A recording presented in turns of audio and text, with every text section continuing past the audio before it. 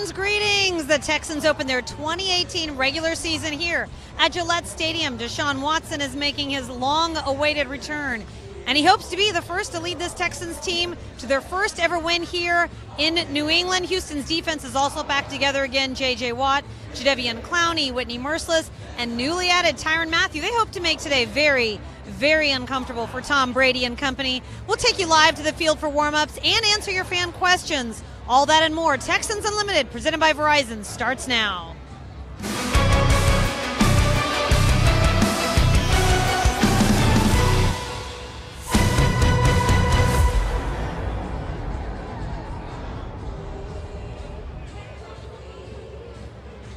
Welcome into Texans Unlimited, presented by Verizon. It's finally here, the 2018 regular season. We're bringing it to you at Gillette Stadium, Week 1, Texans versus the New England Patriots. And Bill O'Brien, Deshaun Watson, they said to win a game here, you have to play mistake-free football. It's got to be nearly perfect. They're going to have to do so today without Will Fuller and without Kiki QT.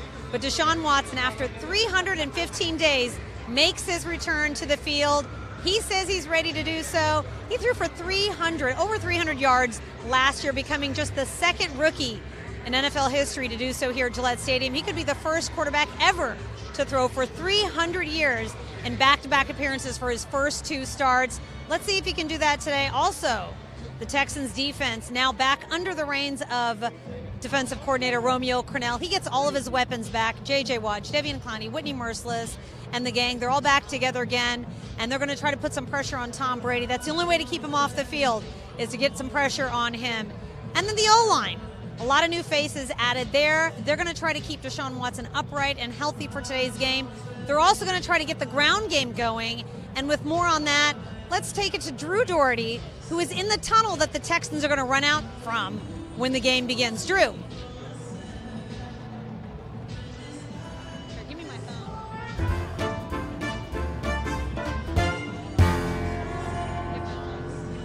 Johnny, it's That's right, DB, got a little tunnel vision, and today we focus on the Houston Texans run game. Last year wasn't very good. However, in the games in which Deshaun Watson, it was great. So great, 146 yards per, that would have led the NFL if you average that out over the 16-game season. Jacksonville had 141 yards per game last year, but Deshaun Watson opens things up on the ground game. Lamar Miller has talked all season off season long, how he's gotten 10, 15 pounds lighter. He looks like he's going to be used a little bit differently. The run game going to be very important today, as you know, because of some losses at wide receiver. Kick it back to you on the field for more analysis. This is going to be a fun one, DP. Week 1 here in New England. That's right, DP.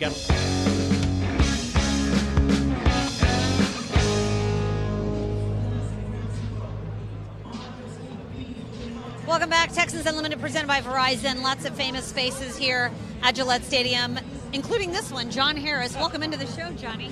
I don't know if I would say famous. Infamous, maybe. There are other famous faces walking around here. Yeah. Andre Johnson's here at the game. Yeah, Andre's here. Andre's good to see Andre here. Yeah. I mean, can he play? We need today. It would be nice. We're down a couple of receivers, which I'm sure we're going to talk about. So that would definitely help. Hopkins on one side, Andre on the other. We saw that for 1-2 years, but unfortunately we didn't see them together in their primes. But it's good to see Andre here, and hopefully he gets to experience something he didn't get to experience, and that's W today. That's right. Actually, if you're watching right now, submit your fan questions. We're going to try to get to as many as we can. Johnny, I had actually this was the last stadium in the AFC South, or in the AFC, that I had been to, and now we've been here, it seems like, a million times. But the Texans have never won a game here at Gillette Stadium, and now with Deshaun Watson back, like you said, they hope to get their first win ever. It's a little bit windy and cool today. It's actually perfect football weather, wouldn't you say? It is, as compared to last year.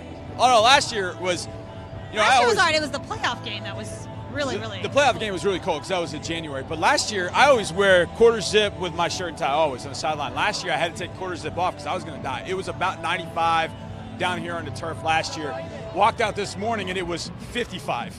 So the wind could play a factor. You can't really see it on the goalpost, but you can see it up there and we can feel it down here.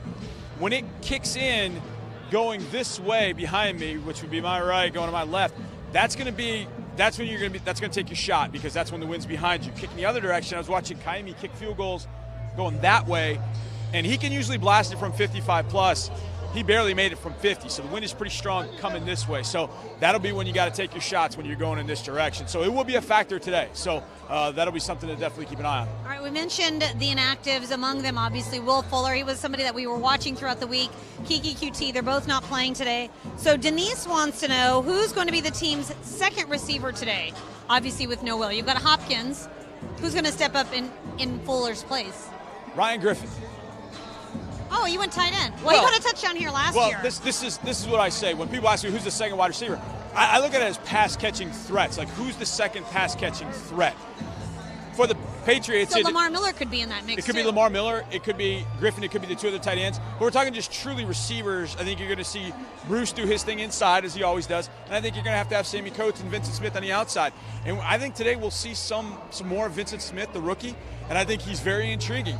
I've wanted to talk about him from the first day I saw him, but I just knew, man, I don't want to really pump up a rookie too much right now, especially undrafted guy, so I'll hold off on it. But we've seen him for day one, so he's got to do it tonight when the lights are brightest.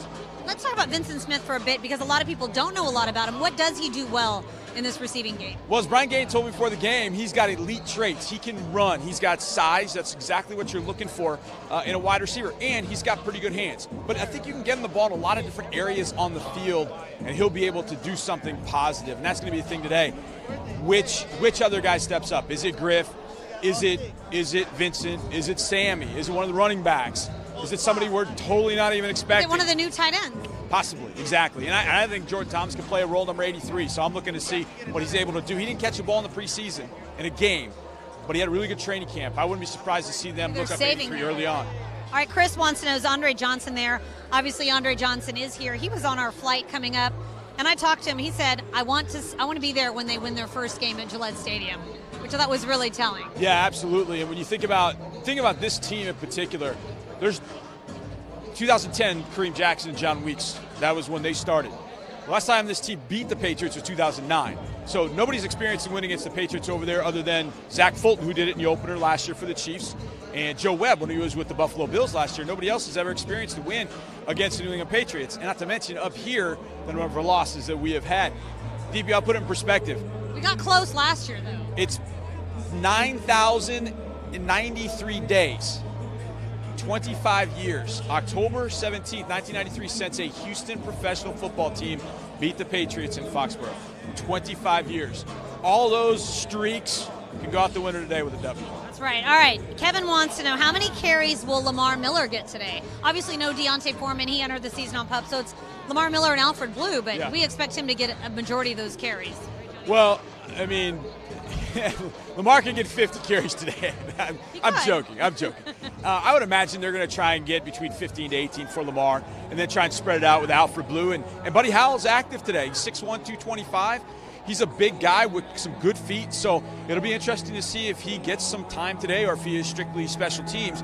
I don't know how much of the offense he knows, but if he knows a couple of runs and they can eat up some carries with him and he kind of pounds in the defense a little bit, then so be it. But I think those will be the carries. I wouldn't be surprised to see Bruce Ellington get a few carries. Wait, he's a receiver. Yeah, look, the offense is about to expand today, so don't be surprised by anything you see, especially in the run game. Maybe? We saw him play a little bit of a role at running back in camp. Yeah, absolutely. Now, Tyler does a lot of the third down stuff and does it pretty well when he's asked to do it. But we need Tyler today for the returns. We need Tyler to break a big return. He's got to answer today. A couple years ago when they were up here, he had that fumble on a kickoff return. And I know that's probably stayed in his brain when he was a rookie. He's got to do something positive today to really give us a series where we can start off with great field position. All right, you brought up special teams. Let's talk about it because we were discussing this before the game. With no Kiki and no Will Fuller, who's returning kicks today? Is it mostly Tyler Irvin, Bruce Ellington? You see somebody else in that mix? I could see it being both of those guys. The thing from a punt return standpoint is Will Fuller was a guy you could rely on for punt returns when you needed it. So you don't have that. So it's going to be Tyler. It's going to be Bruce. I think back on kickoffs it'll be Tyler. That's my guess. So we'll see what they do when they come out. But I would imagine Tyler will be the guy in both punt kick returns. He was the guy before the game that was doing all that work. So we'll see whether that holds. And I think he will. I think we'll see Tyler Irvin of 21 back there on kick and punt returns. All right, Jay wants to know, can Webb play wide receiver, Joe Webb that is? Will we see him today? Now, we will see him on special teams, but I don't know about wide receiver. Is that something he also does? Maybe. What can this guy not do? Maybe. I mean, he knows all the routes. He knows all the positions, right? He's 6'4", he's 225. He's played wide receiver before. Is there a chance? Potentially. Look, when you get to the 46-man roster, there's a chance for you to play anywhere. I mean, you got to be as flexible as possible to make sure that you can be on the 46-man roster, and then once you're there, take a role. Hey, go play tight end, okay? Joe Webb's the kind of guy that can play any position on the field, I'm convinced. It's funny you say that because he's actually in warm-ups catching passes right now. It's almost like the fans can read the minds of what's happening out here on the field. All right, Frank wants to know, are Clowney and Watt full go today? Now, Bill O'Brien was asked about Clowney. He was expected to play the entire game because he was limited in training camp, but as far as J.J. Watt's concerned, we don't have any concerns as far as J.J.'s health, do we, at this point? No, I don't think so. I mean, I think they're both full go.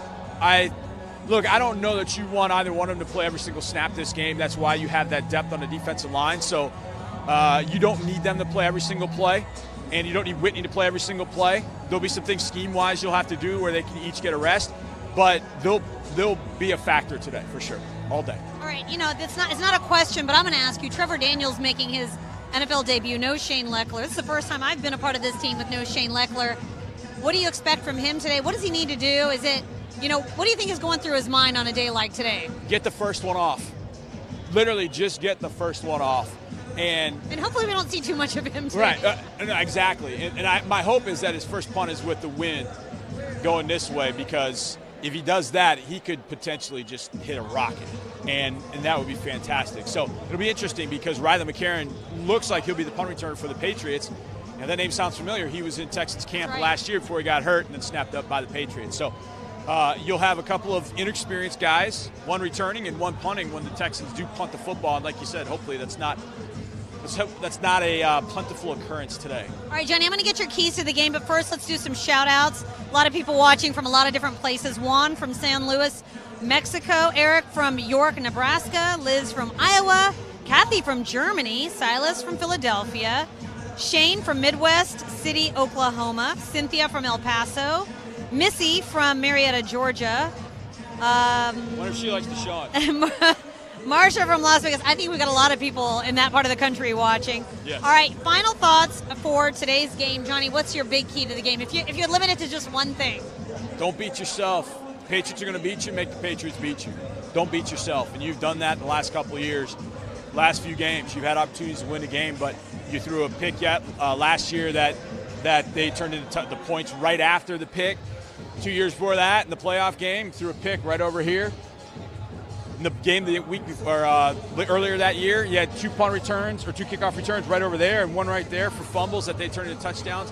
Don't beat yourself. I know that sounds very simple to do. That's been a running theme all week, right. Mistake-free football. That they don't make mistakes, so you can't afford to make mistakes either. That's a good one, Johnny. And I'm gonna say this last one, but I got to make sure that I can make this appropriate, because you got to let it all hang out. You honestly have just got to. You got to coach this game and play this game like you're just playing another team. And you just got to go. You just got to, sometimes you're going to have to roll the dice, and you just let it go. Have fun. Don't be tight. If it gets into the fourth quarter, don't be tight. Let them get tight. Just play. Just play. Just unleash and play and have a blast doing it. And remember, that's why you're doing it. I think some of the times that we come up here, we're so tight, like, it's the Patriots, and we do those things. We can't coach it. We can't play it that way. We've got to just let it all hang out.